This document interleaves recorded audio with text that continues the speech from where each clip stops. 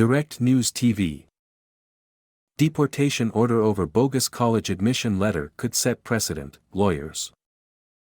Toronto, an Edmonton woman is facing deportation from Canada this month after a college admission letter that secured her entry into the country 5 years ago turned out to be fake. Even though Karamjit Kaur, 25, proved not to know the letter was fraudulent, the Immigration and Refugee Board of Canada has ruled that she be deported by May 29.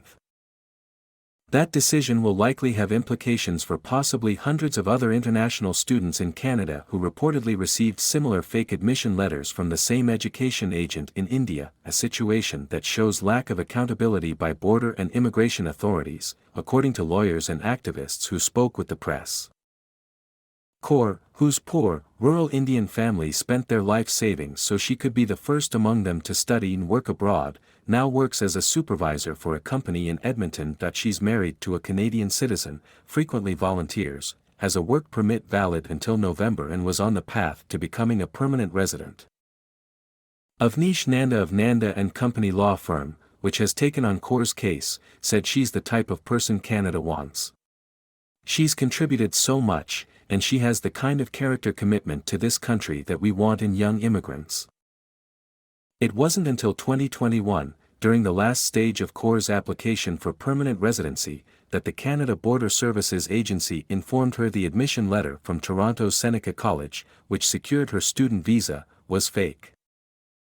Kaur said that upon her arrival to Canada, the agent in India only told her that her spot at Seneca was no longer available.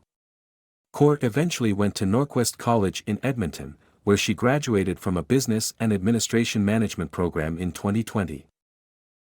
We thought that the immigration process is very strict, and that they verify everything when they are giving the visa, Kaur said in an interview with the press. I was really shocked. I've already been here 5 years. Canada is my country now. Nanda said immigration officials in both India and Canada believed that Kaur's college admission letter was legitimate. The same education agent gave as many as 700 students fraudulent admission letters to Canadian post-secondary schools, according to those trying to help the students who now face removal from Canada. The education agent is now reportedly facing charges in India.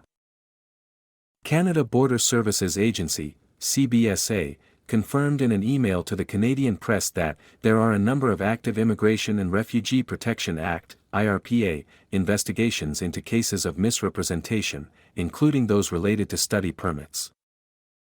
The CBSA did not provide further details, citing ongoing investigations, and said it does not comment on specific cases. The Immigration and Refugee Board of Canada said it's required to hold an admissibility hearing in cases where the CBSA alleges that someone is inadmissible to enter or remain in Canada. In January 2023, a federal court judge dismissed Kaur's request for a judicial review of the Immigration Board's deportation order.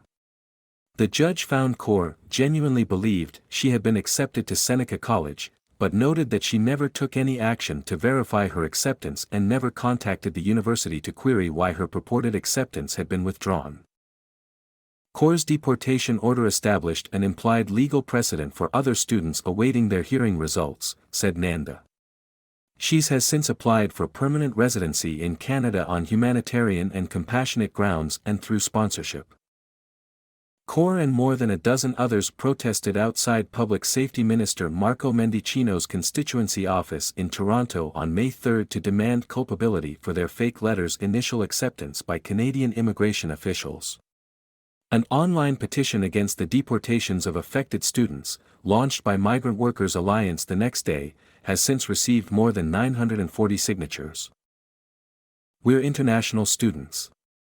We're contributing millions of dollars in Canada's economia euro. We stepped up, as essential workers, in COVID.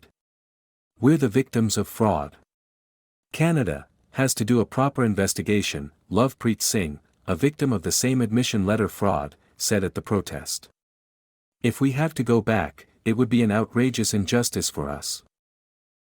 Jaswant Manget is representing about 40 students in various stages of their admissibility hearings before the Immigration Board and said that his client's visa processing was done too hastily, often within a week.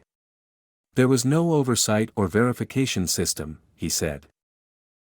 If agents know that Canada's immigration system is unable to detect fraud, they'll continue to commit it, said Manget. In response to claims that incoming students' permits and visa documents weren't adequately reviewed, the CBSA said that Immigration, Refugees and Citizenship Canada is responsible for receiving and reviewing study permit applications. They did not confirm or deny the number of possibly fraudulent acceptance letters flagged in 2018. IRCC did not respond to questions about those claims by publication time.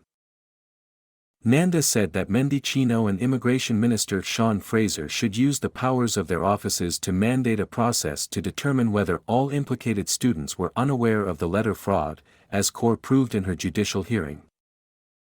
The government can today address this issue in a way that is compassionate and recognizes our domestic migration targets but also the daily lives of these folks who sacrificed everything to come to this country, said Nanda. The Immigration and Refugee Board said it decides each case on its merits, based on the law and the evidence and arguments presented by the parties. My name is Kingsley.